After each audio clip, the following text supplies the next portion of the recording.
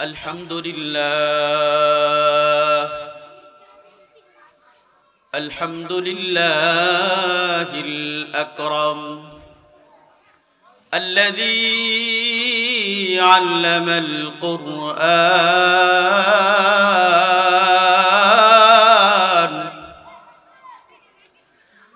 خلق الإنسان وكرم وعلمه من البيان ما لم يعلم فسبحان الذي لا يحصى امتنانه باللسان ولا بالقلم ونشهد أن لا إله إلا الله وحده لا شريك له ونشهد أن سيدنا وسندنا وحبيبنا وطبيب قلوبنا ومحبوبنا وأرحامنا ومولانا محمدا عبده ورسوله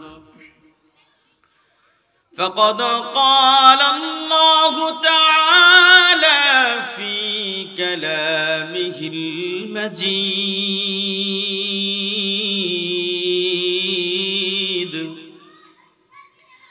وفي فرقانه الحميد أعوذ بالله من الشيطان الرجيم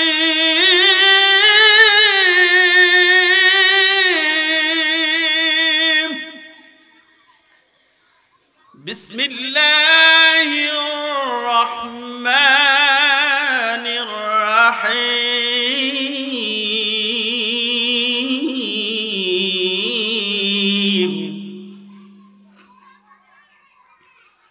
وما خلقت الجن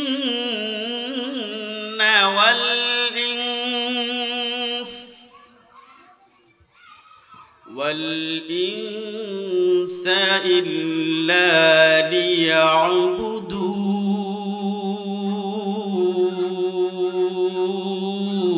ليعبدون فقد قال الله تعالى في كلامه المجيد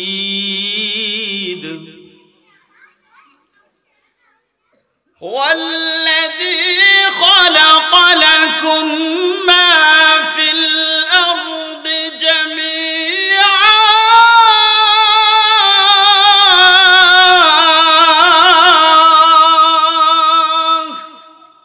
আজকের এই দারুল হুদা মহিলা মাদ্রাসা স্কুলের এই ওয়াজ ও দুয়ার মাহফিল আমাদের এলাকার জন্য মাগফিরাত যেই মানুষগুলা চলে গেছেন তাদের নাজাতের একটা জরিয়া হবে ইনশাআল্লাহ। 2 নাম্বার, আজকের এই মাহফিল যেখানে দ্বীনি আলোচনা হয়, দ্বীনি কথাবার্তা হয়, সেটাকে জান্নাতের বাগান বলা হয়েছে। আমার আলোচ্য যে বিষয় তা হচ্ছে দুনিয়ার মধ্যে আল্লাহ তাআলা যে আমাদেরকে ইবাদত দিয়েছেন, ইবাদতের কথা বলেছেন, সেই ইবাদতের তাৎপর্য কি? ইবাদতের তাৎপর্যই হচ্ছে আজকে আমার আলোচ্য বিষয়। 1 নাম্বার, ইবাদত শব্দের কিছু অর্থ আছে, সেই অর্থগুলা কি? রাসূলুল্লাহ সাল্লাল্লাহু আলাইহি ওয়াসাল্লামের ভাষায় যদি বলি তাহলে ইবাদত শব্দের অর্থ হলো আনুগত্য করা, দাসত্ব করা, ভয় করা, ভালোবাসা, মহব্বত, সবকিছুকেই ইবাদত বলে। সহজভাবে যদি আমরা বলি যে দুনিয়াতে আল্লাহ তাআলা যা আদেশ করেছেন এবং মালিক আল্লাহ যা নিষেধ করেছেন এই সব বিষয় মেনে চলাকেই ইবাদত বলে। আসলে সহজ কথাটা বলেন যে ইবাদত কাকে বলে? যে আল্লাহ যা আদেশ করেছেন এবং আল্লাহ যা নিষেধ করেছেন, একটা হলো আদেশ, দুই নাম্বারটা হলো নিষেধ। আদেশ এবং নিষেধ দুটোটা যেই বান্দা মানে তার এই কাজটাকেই ইবাদত বলা হয়। এটা একটা সহজ কথা বুঝলাম যে ইবাদত হলো আল্লাহ যা আদেশ করেছেন আমরা যা মানি আর না মানতে চেষ্টা করি, বা মানতে চাই বা মানতে চাই না, আল্লাহ যা আদেশ করেছেন আল্লাহ যা নিষেধ করেছেন সবই হচ্ছে ইবাদত। এটাকে বুঝে আসছে আপনাদের? এবার আসুন 2 নাম্বার পয়েন্ট। এই ইবাদত আমরা দুনিয়ার মধ্যে ঘুরিয়ে পেঁচিয়ে ফেলেছি, আমরা ইবাদতটাকে সংকীর্ণ করে ফেলেছি, ইবাদতটাকে একটা গণ্ডির ভিতরে নিয়ে এসেছি। এটা কি করে? যে আমরা মনে করি দুনিয়ার মধ্যে নামাজ, রোজা, হজ, যাকাত, কুরবানি, পর্দা এগুলা হচ্ছে ইবাদত, আর কোনো কিছুকে আমরা ইবাদত মনে করি না। কথা বলেন ঠিক কিনা? আমরা বেশিরভাগ মানুষ নামাজ, রোজা, হজ, যাকাত, পর্দা, আমরা দুনিয়ার মধ্যে দান সদকা করা এগুলাকে শুধু ইবাদত মনে করি। অথচ রাসূলুল্লাহ সাল্লাল্লাহু আলাইহি ওয়াসাল্লাম বলেন, দুনিয়াতে একজন মানুষ যেদিন ভূমিষ্ঠ হয়েছে, ভূমিষ্ঠ হওয়ার পর থেকে নিয়ে মৃত্যু যেদিন তার কাছে এসে হাজির হইল, তার জান কবজ হয়ে চলে গেল, দুনিয়া থেকে দাফন কাফন পর্যন্ত, কবর পর্যন্ত তার ইবাদতের কাজ চলমান থাকে। পুরা জীবনের প্রত্যেকটি কাজ মুসলমানের ইবাদত। বলুন সুবহানাল্লাহ। মুসলমানের প্রত্যেকটি কাজ কি বলেন? ইবাদত। কিন্তু এই ইবাদত যদি আমরা প্রত্যেকটি কাজকে ইবাদত বানাইতে চাই, তাহলে আমাদের আরেকটা প্রশ্ন বুঝতে হবে। ওই প্রশ্নটা বুঝতে আমাদের জীবনের প্রত্যেকটি কাজ কি করে ইবাদত হবে তা বুঝে আসবে। বলুন দেখি, আমরা দুনিয়ার মধ্যে রাসূলের সুন্নতের নাম শুনেছি, যত কাজ আছে রাসূল করে গেছেন এগুলাকে সুন্নত বলা হয়। এই সুন্নত আমরা কেন মানব বলেন? এই প্রশ্নটা মনে রাখুন। আমি কিছু কথা আপনাদেরকে উপস্থাপন করি, তাহলে বুঝে আসবে সুন্নত কেন মানব। আর সুন্নত কেন মানব এটা যখন বুঝে আসবে, তখনই আপনার জীবনের প্রত্যেকটি কাজ যে ইবাদত হবে তা বুঝে আসবে। 1 নাম্বার মনে রাখুন, দুনিয়ার মধ্যে আমরা সুন্নত মানব এর জন্য দুনিয়ার মধ্যে যত আদর্শ আছে সকল আদর্শের মধ্যে আমার রাসূলের আদর্শ আছে। কিন্তু যত পৃথিবীতে যত মানুষের আদর্শ আছে, সব আদর্শের থেকে পৃথিবীর মধ্যে সবচাইতে শ্রেষ্ঠ আদর্শের নাম হলো মুহাম্মাদুর রাসূলুল্লাহর আদর্শ। কথা বলেন ঠিক কিনা? ওরে দোস্ত, দুনিয়ার মধ্যে যদি আপনি আমি রাসূলের সুন্নাত না মানি, সুন্নতের অনুসরণ না করি, তাহলে দুনিয়াতে সব কাজ করব কিন্তু কাজগুলো ইবাদত হবে না। আর যদি সুন্নত মোতাবেক করি প্রত্যেকটি কাজ ইবাদত হয়ে যাবে। এই জন্য দুনিয়ার মধ্যে আমরা রাসূলের সুন্নত মানব। কেন বলেন? যেন রাসূল সাল্লাল্লাহু আলাইহি ওয়াসাল্লামের সুন্নতের আদর্শ থেকে উত্তম কোন আদর্শ আর পৃথিবীর মধ্যে নাই। এবার বলেন সুন্নত কেন মানব? কারণ রাসূলের যা আদর্শ আছে তার থেকে উত্তম আদর্শ আর নাই। এটা বুঝে আসছে কি? 1 নাম্বার, এই জন্য আমরা সুন্নত মানব। 2 নাম্বার, রাসূল সাল্লাল্লাহু আলাইহি ওয়াসাল্লাম বলে, বান্দা তুমি যদি তোমার জীবনের প্রত্যেকটি কাজকে তুমি সুন্নত বানাইতে চাও, তাহলে জেনে রাখো তোমার জীবনের প্রত্যেকটি কাজ ইবাদত হয়ে যাবে, প্রত্যেকটি কাজ ইবাদত হয়ে যাবে। কি করে হবে? রাসূলের হাদিসের দিকে আসুন, তাহলে বুঝে আসবে কি করে সুন্নত হবে। আল্লাহর রাসূল সাল্লাল্লাহু আলাইহি ওয়াসাল্লামের একজন সাহাবী ছিলেন, যার নাম ছিল সালমান ফারসি। সালমান ফারসি রাদিয়াল্লাহু তাআলা আনহু রাস্তা দিয়ে হেঁটে যায়। রাস্তা দিয়ে যখন আল্লাহর বান্দা হেঁটে যায়, কাফের বেঈমানে আল্লাহর রাসূলের সাহাবীকে তিরস্কার করে বলে, সালমান, তোমাদের নবী তোমাদেরকে সামান্য তুচ্ছ জিনিস তোমাদেরকে শিক্ষা দেয়। কি তুচ্ছ জিনিস শিক্ষা দেয়? যে তোমাদের নবী দুনিয়ার মধ্যে মানুষ বাথরুমে যাবে, কিভাবে যাবে, বাথরুমে কি করবে না করবে, এগুলা তোমাদের নবী তোমাদেরকে শিক্ষা দেয়। এগুলা শিক্ষা দেওয়ার বিষয়। তিরস্কার করতেছে সালমান ফারসিকে। তিনি হিম্মতের সহিত বলেন, দুনিয়ার মধ্যে আমাদের নবী মুহাম্মদুর রাসূলুল্লাহ সাল্লাল্লাহু আলাইহি ওয়াসাল্লাম তিনি আমাদেরকে শুধু বাথরুমের শিক্ষা দেন না, সামান্য থেকে সামান্য ছোট্ট প্রত্যেকটি কাজের জন্য তিনি আমাদেরকে আদব শিক্ষা দেন। তিনি আমাদেরকে আদব শিক্ষা দেন। আপনি বললেন বাথরুমের কথা, শুনেন আমাদের নবী কি শিক্ষা দেয়।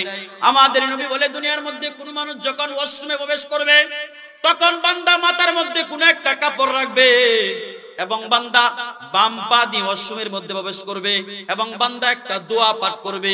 ওয়াশরুমে যাওয়ার পর তিনটা ঢিলা কুলুপের কম ব্যবহার করবে না। আমাদের নবী বলেন, তিনটা ঢিলা কুলুপ ব্যবহার করবা, তবে ব্যবহার করার ক্ষেত্রে মনে রাখবা তুমি যেন হাড্ডি কয়লা গোবর দিয়ে কখনো সেগুলা কাজ সারবা না, ইস্তিনজার কাজে ব্যবহার করবা না। আবার তুমি যখন এখান থেকে বের হইয়া যাইবা বাম পা দিয়ে ডান পা দিয়ে বের হইবা, আবার যখন দোয়া পাঠ করবা, আল্লাহর নবী বলে, দুনিয়ার মধ্যে বান্দা তুমি অশ্রম করেছো, তুমি তোমার হাজত ছেড়েছো, কিন্তু তোমার রাসূলের আদর্শ মানার কারণে দুনিয়ার মধ্যে তোমার ওয়াশরুমের পুরা সময়টাও ইবাদতের মধ্যে গণ্য হইয়া যায়। কি মানলে বলেন?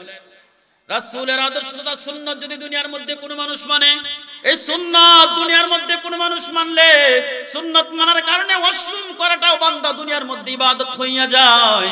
আজকে আমরা দুনিয়ার মধ্যে মনে করি দুনিয়ার মধ্যে নামাজ হলো ইবাদত, কুরবানি দেওয়া ইবাদত, হজ হলো ইবাদত, পর্দা করা ইবাদত, আর দুনিয়ার মধ্যে আমার ব্যবসা ইবাদত মানুষ মনে করে না, আমার চাকরিটা ইবাদত মানুষ মনে করে না, আমার হাঁটা চলা খাওয়া ঘুমটা ইবাদত মানুষ মনে করে না, আমার ঘুমটা ইবাদত আমার মানুষ মনে করে না। কেন আমার রাসূলের আদর্শ তার মধ্যে নাই, আমার রাসূলের আদর্শের পাওয়ার সম্বন্ধে তার কোনো ধারণা নাই।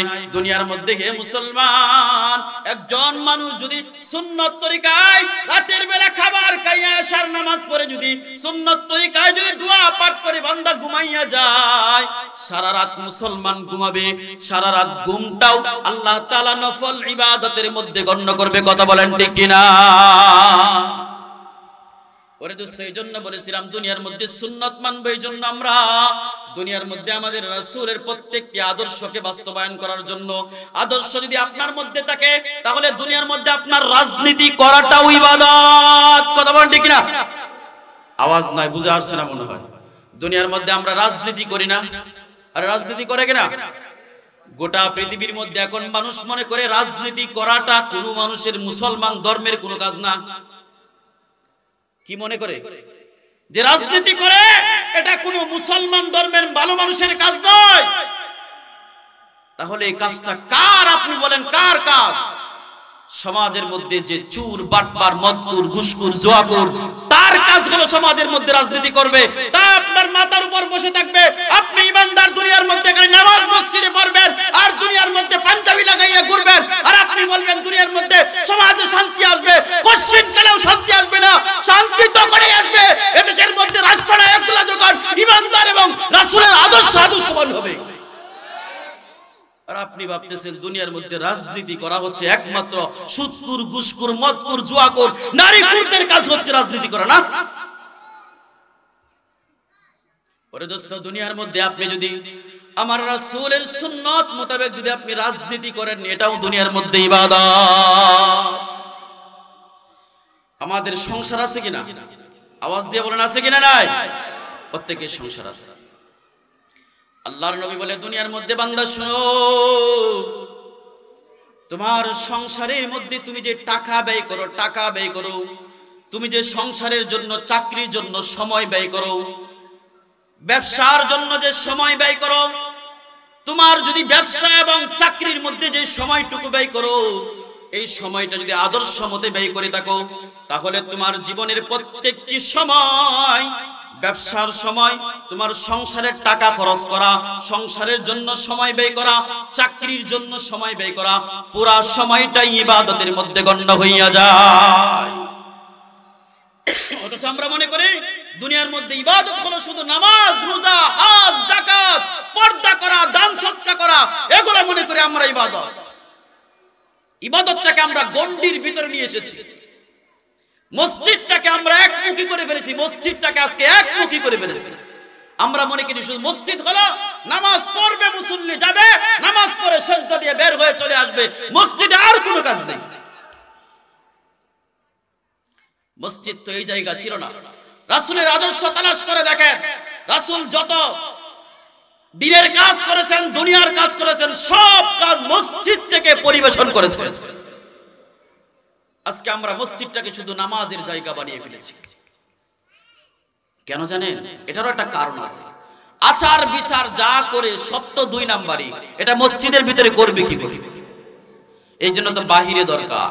অথচ রাসূল দুনিয়ার মধ্যে আচার বিচার, মেম্বার বলেন, পার্লামেন্ট বলেন, সব কাজ করেছে মসজিদ থেকে। আজকে আমাদেরকে মনে হয় মসজিদের মধ্যে ইমাম একজন ডাকছি, তার কাজ হলো নামাজ পড়াবে আর মিলাদ পড়াবে আর জিকির করবে আর আমাদের জন্য দোয়া করে করে জান্নাতের ফয়সালা করবে। ইমাম সাহেবের আর কোনো কাজ নাই। আজকে আমাদের সমাজের অবস্থাই হয়ে দাঁড়িয়েছে। ওরে দোস্ত, যে কথাগুলা বলছিলাম, 2 নাম্বার কথা হচ্ছে দুনিয়ার মধ্যে আপনি আমার খাওয়া চলা, ঘুম ফেরা, ব্যবসা বাণিজ্য এবং আপনার হাঁটা চলা, বিবির সাথে রাত জাগরণ করা, বিবির সাথে গল্প করা, আপনার সন্তানের সাথে কথা বলা, আপনার সন্তানের সাথে হাসি মুখে থাকা, যা কিছু বলেন না কেন, আপনার জীবনে দৈনন্দিন যত কাজ আছে সবগুলা কাজ যদি সুন্নত মোতাবেক আপনি দুনিয়ার মধ্যে করেন, তাহলে দুনিয়ার মধ্যে প্রত্যেকটি কাজ কি হবে বলেন? আরো জোরে বলেন, কি হবে? প্রত্যেকটি কাজ ইবাদত হয়ে যাবে। 2 নাম্বার হলো বললাম যে আপনি আমার জীবনের যত কাজ আছে সব কাজ হয়ে যাবে ইবাদত। 3 নাম্বার আমরা সুন্নত মানব। এই জন্য দুনিয়ার মধ্যে বলেন, রাসূল বলেন, মান আহাব্বা সুন্নতি ফাকাদ আহাব্বানি কানা মাই ফিল জান্নাহ। বান্দা, দুনিয়ার মধ্যে তুমি আমি রাসূলের সাথে জান্নাতে থাকতে চাও, তাহলে তোমার কাজ হলো দুনিয়ার মধ্যে আমি রাসূলের প্রত্যেকটি সুন্নাত তোমার জীবনের মধ্যে বাস্তবায়ন করো, তোমার জীবনের মধ্যে বাস্তবায়ন করো। তুমি যদি বাস্তবায়ন করতে পারো, জেনে রাখো, তাহলে তুমি দুনিয়ার আদনা মুসলমান হওয়ার পরও সুন্নাত মোতাবেক জীবন পরিচালনা করার কারণে আল্লাহ তাআলা তোমার হাসর নাসর আমি রাসূলের সাথে করে দিবেন। বলুন সুবহানাল্লাহ।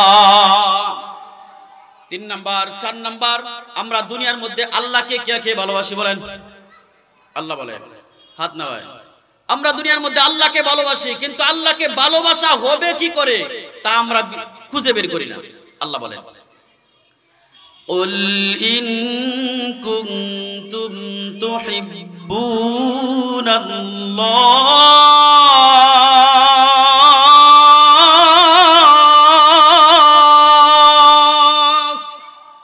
আল্লাহ বলে দুনিয়ার মধ্যে, বান্দা তুমি যদি আমি আল্লাহকে ভালোবাসতে চাও, তুহিব্বুনাল্লাহ, তাহলে আল্লাহ বলে ফাত্তাবিউনি ইউহিব্বুকুমুল্লাহ। আল্লাহ বলে, বান্দা তুমি যদি দুনিয়ার মধ্যে আমি আল্লাহকে ভালোবাসতে চাও, তাহলে তোমার কাজ হলো দুনিয়ার মধ্যে আমার রাসূলের ইত্তিবা করো। ইত্তিবা করো, ইত্তিবা শব্দের হলো আমার রাসূলের অনুসরণ করো। কথা বুঝে আসছে কি? কার অনুসরণ করব বলেন? আমরা আল্লাহ তাআলা বলে দুনিয়ার মধ্যে তুমি যদি আমি আল্লাহকে ভালোবাসতে চাও, তাহলে তুমি আমি রাসূলের অনুসরণ করো। যদি রাসূলের অনুসরণ করো, তাহলে জেনে রাখো আল্লাহ তাআলা বলেন ইউহিব্বুকুমুল্লাহ, আমি আল্লাহ তোমাকে ভালোবাসবো। কে ভালোবাসবে? তখন আল্লাহ আপনি আমাকে ভালোবাসবে, আল্লাহর প্রিয় পাত্র হয়ে যাব। এরপর আল্লাহ বলেন ওয়াগফির লাকুম যুনুবাকুম ওয়াল্লাহু গফুরুর রহিম। আল্লাহ বলে শুধু ভালোবাসবো না, না, আমি আল্লাহ তোকে ভালোবাসবো এবং তোর জীবনের যত গুনাহ আছে আমি আল্লাহ সব গুনাহগুলা ক্ষমা করে দিব। ওরে দোস্ত, দুনিয়ার মধ্যে আল্লাহকে ভালোবাসতে হলে কাকে অনুসরণ করতে হবে? আরো জোরে বলেন, কাকে? আল্লাহর রাসূলকে অনুসরণ করতে হবে। আল্লাহর রাসূলকে যদি অনুসরণ করতে পারেন, তাহলে আল্লাহ তাআলা আপনাকে ভালোবাসবে। আপনাকে ভালোবেসে আল্লাহ আপনার জিন্দেগীর গুনাহগুলা ক্ষমা করে দিবে। কোত্থেকে আসছিলাম মনে আছে আপনাদের? যে ইবাদত আমরা মনে করি নামাজ, রোজা, হজ, যাকাত এগুলা হলো ইবাদত, তাই না? এগুলা শুধু ইবাদত নয়, আমাদের জীবনের দৈনন্দিন জীবনের যত কাজ আছে প্রত্যেকটি কাজ যদি কোনো মানুষ সুন্নাত মোতাবেক করে, প্রত্যেকটি কাজ ইবাদত হবে। বলুন সুবহানাল্লাহ। 2 নাম্বার, এই ইবাদত আল্লাহ তাআলা যে আপনি আমার জন্য ইবাদত দিয়েছেন, ইবাদতগুলো করবে কে? কোরআন থেকে দলিল নেন। আল্লাহ বলেন وما خلقت الجن والإنس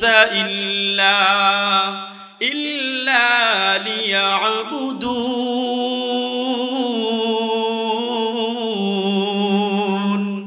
আল্লাহ তাআলা বলে বান্দা দুনিয়ার মধ্যে তুমি ভাবতেছো যে আমি আল্লাহ, দুনিয়ার মধ্যে আল্লাহর ইবাদত গুলা কে করবে? আল্লাহ বলে দুনিয়ার মধ্যে মা খালাকাতুল জিন্না ওয়াল ইনসা ইল্লা লিয়াবুদুন। দুই দল আল্লাহর ইবাদত করবে, এক দল হলো মানুষ, দুই দল হলো, দুই নাম্বার দল হলো জিন এবং ইনসান। আল্লাহ যে এই দুই দলের কথা বলছেন, ইহার মধ্যে এক দল আমরা কিনা বলেন? আরে সবাই বলেন আমরা কার? আমরা কি মানুষ কিনা, ইনসান কিনা? আল্লাহ তাআলা বলেন ওমা খালাকাতুল জিন্না ওয়াল ইনসা ইল্লা লিয়াবুদুন। দুনিয়ার মধ্যে দুই দল আমি আল্লাহর ইবাদত করবে, এক দল হলো মানুষ, দুই নাম্বার দল হলো জিন এবং জিন। এই জিন জাতি এবং মানুষ আল্লাহর ইবাদত করবে। আল্লাহ তাআলা বলে দুনিয়ার মধ্যে বান্দা তুমি কেন ইবাদত করবা? মনে প্রশ্ন থাকতে পারে আমি ইবাদত কেন করব আল্লাহর? ওরে দোস্ত বলেন দুনিয়ার মধ্যে আসমানটা কার জন্য বানাইছে? আরো জোরে বলেন কার জন্য? আল্লাহ আমাদের জন্য বানাইছে। জমিনটা কার জন্য বানাইছে বলেন? জমিনটা আল্লাহ আমাদের জন্য বানাইছে। পাহাড় কার জন্য বানাইছে? আপনি আমার মাথার উপর প্রতিদিন দিনের বেলা সূর্য উদিত হয়, আকাশের মধ্যে যে সূর্য উদিত হয়, বলেন প্রতিদিন এই সূর্য কার সেবায় নিয়োজিত? আপনি আমার সেবায় নিয়োজিত। রাতের বেলায় কত সুন্দর সুন্দর তারকা দেখা যায়, আসমানের মধ্যে সুন্দর একটা চন্দ্র দেখা যায়। বলুন দেখি চন্দ্রগুলা এত সুন্দর করে যিনি ফিট করেছেন তিনি কার জন্য ফিট করেছেন? ওরে দোস্ত এত সুন্দর করে আপনি আমার মনোরঞ্জন করার জন্য মালিক আল্লাহ আসমানের মধ্যে এত সুন্দর সুন্দর জিনিস বানাইয়া দিল, এত সুন্দর সুন্দর জিনিস বানাইয়া দিল। বলেন দেখি এই সুন্দর জিনিসগুলো আমাদের জন্য কিনা বলেন? আমাদের জন্য বানাইছে আল্লাহ। নদী বানাইলো আমাদের জন্য, পাহাড় বানাইলো আল্লাহ আমাদের জন্য, খাল বিল বানাইলো আল্লাহ আমাদের জন্য, আসমান বানাইলো আল্লাহ আমাদের জন্য, জমিনটাকে আল্লাহ আমাদের জন্য বানাইলো। সব কিছু আল্লাহ আমাদের জন্য বানাইছে। তাহলে আল্লাহ আপনি আমাকে কি জন্য বানাইছে মনে আসেনি? এবার আল্লাহ বলে বান্দা দুনিয়ার মধ্যে আসমান জমিন যা কিছু তুমি দেখতে পাও সব কিছু আমি আল্লাহ তোমাদের জন্য বানাইছি। আর একমাত্র আমি আল্লাহ তোমাদেরকে বানাইছি শুধু আমি আল্লাহর জন্য। আল্লাহ বলে হুয়াল্লাযী খালাকা লাকুম মা ফিল আরদি জামিআ।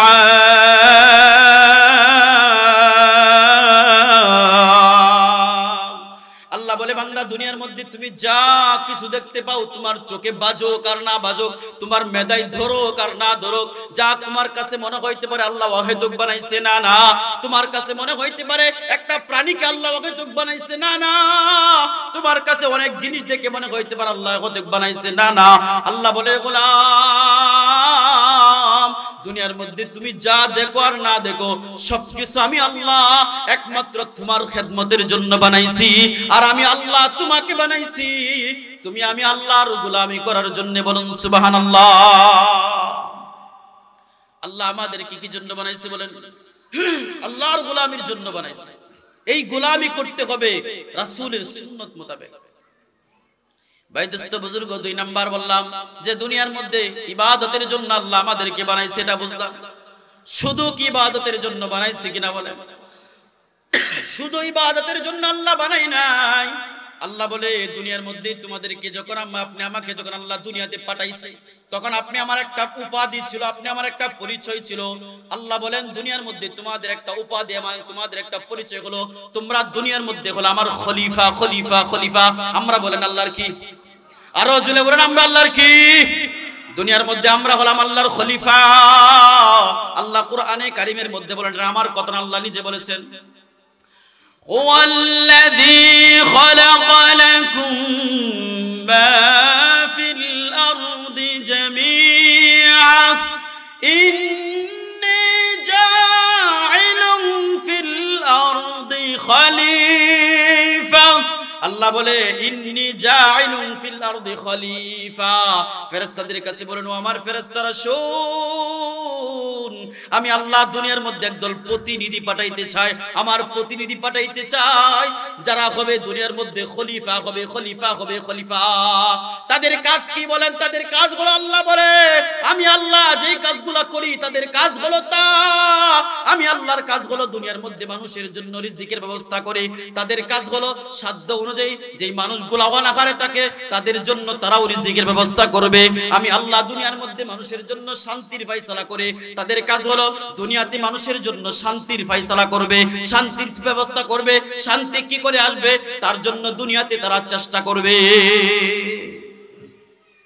আমাদের সমাজে অনেক মহিলা আছে যেই মহিলাগুলা মাথার চুল এলোমেলো করে রাস্তায় ঘুরে বেড়ায়, কথা বলেন ঠিক কিনা? তারা জানে না তাদের এই মাথার চুলগুলা ঢেকে রাখতে হয়, চুলগুলা ঢেকে রাখতে হয়। রাসূলুল্লাহ সাল্লাল্লাহু আলাইহি ওয়াসাল্লাম বলেন যখন তার সামনে মাথার কাপড়গুলা ফেলে দিয়ে যখন চুল এলোমেলো করে বসে রয়েছে, কিছুক্ষণ পর আল্লাহর নবী তাকাইয়া দেখে অনেক দূর উমরকে দেখা যায়। নবীর সাহাবী উমর যখন হেঁটে আসতেছে দেখার সাথে সাথে প্রত্যেকে মাথার মধ্যে কাপড় দিয়ে দিয়েছে। আল্লাহর রাসূল বিবিদেরকে ডাক দিয়ে বলল, বলো তোমরা কি জন্য মাথার মধ্যে কাপড় দিয়েছো, আর কি জন্য কাপড় তোমরা ফেলেছিলে বলো। এবার বিবিরা ডাক দিয়ে বলে আমরা তো কিছুই জানি না, আমি দেখতেছিলাম তোমাদেরকে শয়তান ওয়াসওয়াসা দিতেছিল, স্বামীর সামনেই তো বসা আছো, মাথার চুল আর ঢেকে রাখার কি দরকার, কাপড়গুলা ফেলে দাও। যখন উমরকে শয়তান দেখেছে, দেখো ওই যে উমর দেখা যায়, উমরকে দেখার সাথে সাথে শয়তান পলায়ন করেছে, তোমাদের কাপড় মাথায় উঠে গেছে। সুবহানাল্লাহ বলেন। চিন্তা করেন উমর কেমন ছিল। সেই উমর দুনিয়ার মধ্যে খিলাফতের দায়িত্ব পালন করেছে কি করে নাই বলেন? দুনিয়ার মধ্যে উমর দুনিয়ার মধ্যে মালিকের গোলামি করেছে, খলিফা হিসেবে খিলাফতের দায়িত্ব পালন করেছে, রাষ্ট্রনায়ক হিসেবে রাষ্ট্রনায়কের ভূমিকা পালন করেছে, কথা বলেন ঠিক কিনা? 3 নম্বর হলো আল্লাহর নবীর সাহাবী হযরত আলী। দুনিয়ার মধ্যে তিনি রাষ্ট্রনায়ক ছিলেন, তিনি দুনিয়ার মধ্যে রাষ্ট্র পরিচালনা করেছেন। দুনিয়ার মধ্যে আল্লাহর নবী করলো, তার সাহাবীরা করলো। তাহলে দুনিয়ার মধ্যে রাষ্ট্র পরিচালনা করা এটা মনে হয় আমাদের আদর্শ না। শুধু হলো দুনিয়ার মধ্যে যে মদ খায়, যে গাঞ্জা খায়, যে জুয়াখোর, যে দুনিয়ার মধ্যে বাটপার চোর, তার কাজ হলো রাষ্ট্র পরিচালনা করবে নাকি বলেন? সমাজের অবস্থা তো তাই হয়ে দাঁড়িয়েছে। আজকে যার অবৈধ টাকা আছে, যার অবৈধ ক্ষমতা আছে, সে দুনিয়ার মধ্যে পাত্রী হিসাবে দাঁড়ায়। কিন্তু সমাজের যেই মানুষটা দিনদার আল্লাহওয়ালা, যেই মানুষটা আল্লাহর পছন্দ প্রিয় পাত্র, সেই মানুষ মনে করে দুনিয়ার মধ্যে আমার কাজ হলো শুধু নামাজ আর নামাজ আর জিকির আর জিকির, এটাই মনে করে আমাদের মানুষের কাজ। অথচ আল্লাহ নিজে বলেন ইন্নী জাইলুন ফিল আরদি খলিফা, আমি আল্লাহ দুনিয়ার মধ্যে তোমাদেরকে খলিফা হিসেবে দুনিয়ার মধ্যে প্রেরণ করেছি। তোমাদের কাজ হলো, খলিফার কাজ কি মনে করো? খলিফার কাজ হলো তোমাদের সমাজ কি করে সংশোধন হবে, সমাজ কি করে আল্লাহওয়ালা হবে, সমাজের মানুষ কি করে দ্বীন পাবে, সমাজের মানুষ কি করে দুনিয়ার মধ্যে আল্লাহকে চিনবে, সমাজের মানুষগুলা কি করে ভালো পথ খুঁজে পাবে, এই কাজগুলা দুনিয়ার মধ্যে কে বের করে দিয়ে বলেন?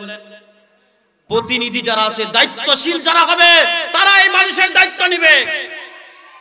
তাদের কাছে দায়িত্ব যাবে এমন মানুষের কাছে, যার কাছে দায়িত্ব গেলে দায়িত্ব কি জিনিস সেটাই বুঝে না, এমন মানুষকে আমরা দায়িত্ব হস্তান্তর করি। দায়িত্ব তো তারা নেই না, আমরা দায়িত্ব তাদের কাছে দিয়ে থাকি। দায়িত্ব তারা নিবে কোথা থেকে? বুট যখন দেয় 500 টাকার বিনিময়, রাতের বেলা বুট বিক্রি হয় কি হয় না? ইমানদার কখনো দুনিয়ার মধ্যে 500 টাকার বিনিময়ে কখনো ইমানদার দুনিয়ার মধ্যে বুট বিক্রি করতে পারে না। ওরে দোস্ত, দুনিয়ার মধ্যে আসুন, দুনিয়ার মধ্যে সাহাবায়ে কেরাম দুনিয়ার মধ্যে ছিল। সাহাবায়ে কেরাম রাদিয়াল্লাহু তাআলা আনহু আজমাইন দুনিয়ার মধ্যে তারা বসবাস করেছেন। লম্বা একটা সময় তারা দুনিয়ার মধ্যে ছিলেন। তারা যেদিকেই যাইতো মুসলমানদের সংখ্যা সাহাবা যখন দুনিয়ার মধ্যে ছিল, বেশি ছিল না কম ছিল? আরে বেশি ছিল না কম? আমরা বর্তমান জমানায় যে মানুষ আছি মুসলিম, গোটা পৃথিবীর মধ্যে এই পরিমাণ মুসলিম কি তখনকার সময় ছিল? মুসলমানদের সংখ্যালঘু মুসলমানদের অবস্থান ছিল।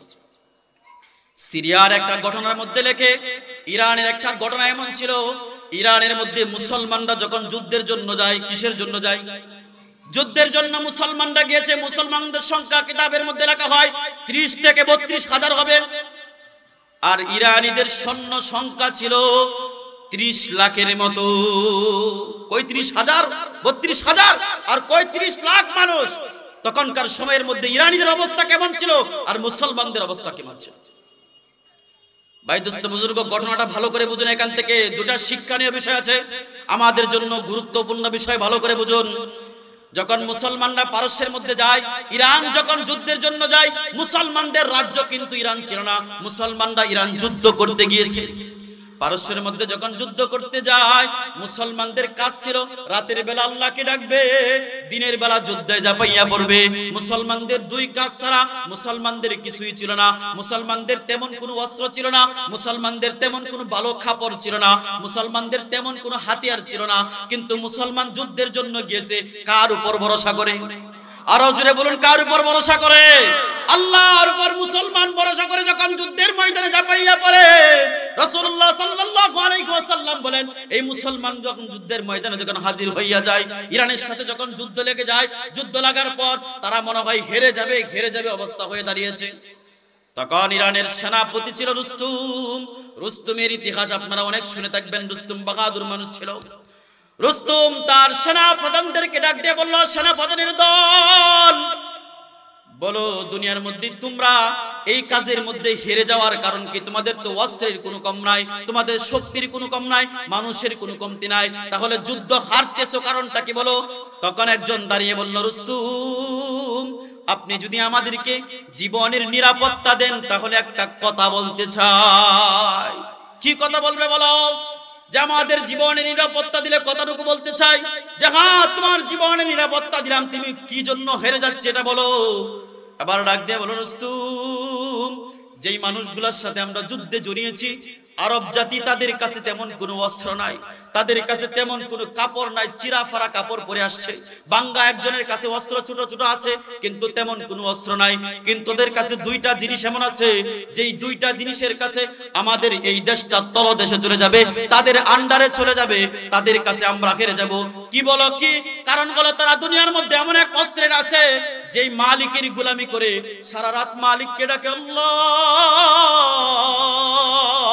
দুনিয়ার মধ্যে তুমি ছাড়া আমাদের এই যুদ্ধে জয় করার মতন আর কেউ নাই।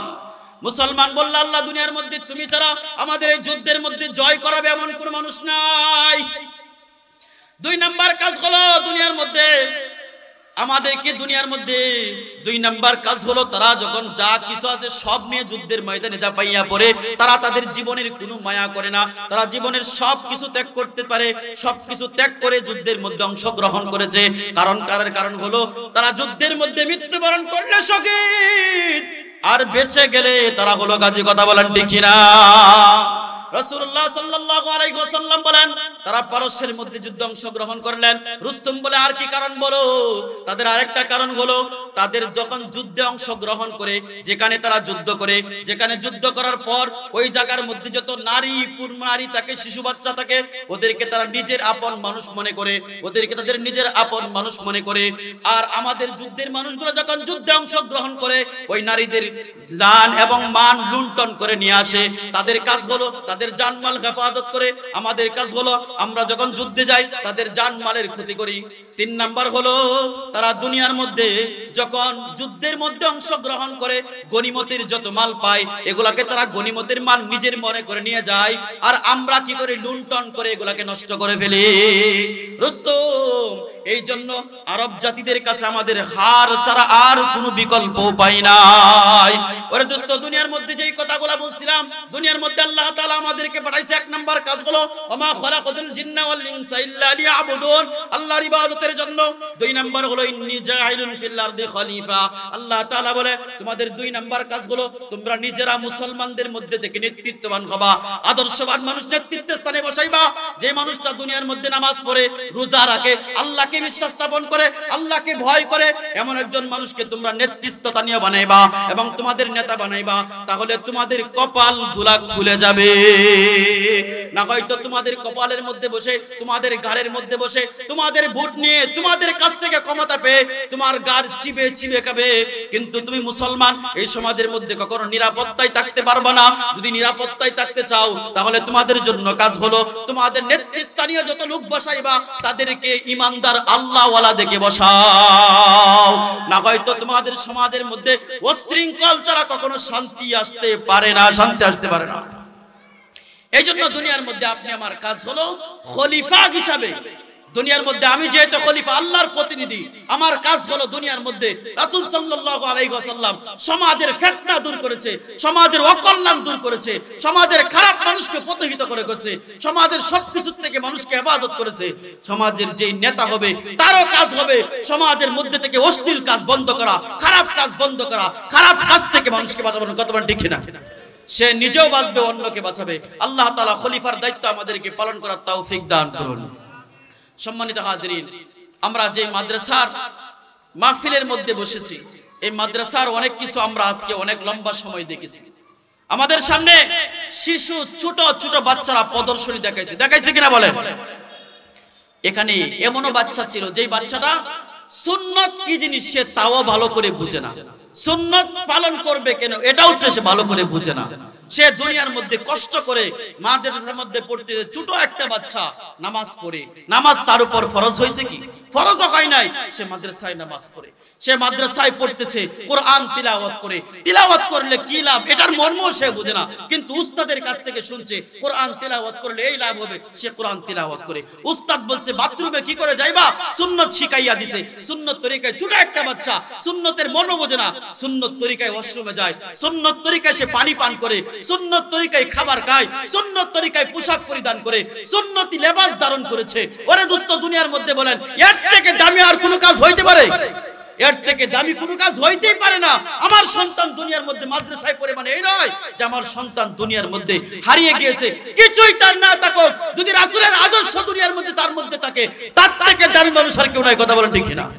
আমার এই মাদ্রাসার মধ্যে দুই ধরনের ছাত্র পাওয়া যায়, ছেলে এবং মেয়ে, উভয় প্রকৃতির ছাত্র এই মাদ্রাসায় আছে, এবং তাদেরকে পঞ্চম শ্রেণী পর্যন্ত স্কুলের যা পড়া আছে পূর্ণ পড়া এখানে শেখানো হয়। আমি নিজে অষ্টম শ্রেণী পর্যন্ত এখানে আছি, আমি নিজে এখানে অনেকদিন লম্বা সময় শিক্ষকতা করেছি, আমি এখানে পূর্ণ হাল হাকিকত গুলা জানি, হুজুরের অবস্থান গুলাও আমি জানি। এজন্য আপনাদের কাছে বলবো এই জিনিসটা, এই জন্য বলবো যে উনি যে মেহনত করতেছেন, উনি যেই প্রতিষ্ঠানে মেহনত করতেছে, এই কথাটা আমি আরেকদিন বলেছিলাম, ওই প্রতিষ্ঠান নয়, এর থেকে ডাবল বড় প্রতিষ্ঠান, যেটা দাওরা হাদিস পর্যন্ত মাদ্রাসা, এরকম মাদ্রাসার মুহতামিম তিনি ছিল। ওই মাদ্রাসা ত্যাগ করে তিনি আসছেন নিজের একটা ছোটখাটো প্রতিষ্ঠান গড়ে তোলার জন্য। এখানে আইসা তিনি ছোট্ট একটা প্রতিষ্ঠান, নিজের সবকিছু ত্যাগ করে এখানে একটা প্রতিষ্ঠান গড়ার জন্য চেষ্টা করতেছে। তার আর কিছু ফায়দা নেই। আমরা অনেকেই একটা ডাক বাংলায় কথা বলে অনেক সময় দেখি, বারবার শোনা যায়। কিছুদিন আগে শুনলাম অনেকে বলে থাকে যে উনি এটা ব্যবসা শুরু করছে। কি শুরু করছে বলে? ব্যবসা শুরু করছে। অনেকে একটা কথা আওয়াজ তুলেছে নতুন করে যে ব্যবসা শুরু করেছে। ওরে দোস্ত, দুনিয়ার মধ্যে কথার কথা যদি ব্যবসাও যদি করেন, মানুষের দিনের কাজ করাচ্ছেন কিনা বলেন? দিন শিখাচ্ছেন কিনা বলেন? আপনার দুনিয়ার মধ্যে তো আপনি এই কথা কখনো তুলেন না। স্কুল, ভার্সিটি, কলেজের মধ্যে যে ছাত্রগুলো পড়তেছে তারা কি টাকা ছাড়া মাংনা পড়ে না? কি বলেন? এদেশের মধ্যে 5,000 10,000 টাকা কোচিং এর টাকা দিয়ে পড়ে, 5,000 টাকা প্রাইভেট টাকা দিয়ে পড়ে, স্কুলের মধ্যে বেতন দিয়ে পড়ে। কই আপনি তখন তো বলেন না ওই স্কুল ছাত্র টাকা দিয়ে পড়ালেখা করতেছে। আপনার জবান থেকে সেখানে বের হয় না, আপনার এখানে বের হয় যে এই মাদ্রাসার মধ্যে টাকা দিয়ে পড়তেছে মানে কি সে ব্যবসা করতেছে না। আর ব্যবসা করলে করুক না, তারপরেও যদি আমার সমাজের মধ্যে 10টা ছেলে দিনদার আল্লাহওয়ালা আলেম হয়ে যায়, বুজুর্গ হয়ে যায়, আমাদের সমাজের ফায়দা আছে কিনা বলেন?